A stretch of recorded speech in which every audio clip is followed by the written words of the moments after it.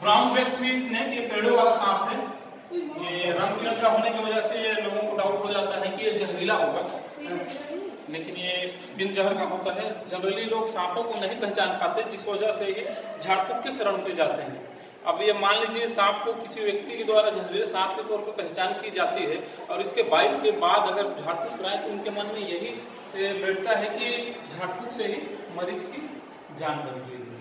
ये कौन सा सांप है? ये ब्राउन बैक ट्री स्नेक जहरीला नहीं है, ये जहरीला नहीं है और यहाँ तक कि इसका स्थानीय कोई नाम नहीं है। ये पेड़ वाला सांप ठीक है, कोई भी हो आपका कोई बात नहीं। इसके बाइट का कोई इफेक्ट नहीं आएगा ना? हाँ, डर से हार्ट फेल हो सकता है अगर आदमी नहीं सही बिल्कुल, क्योंकि हम लोग तो ये सब मान के चल रहे कि ये जहरीला है।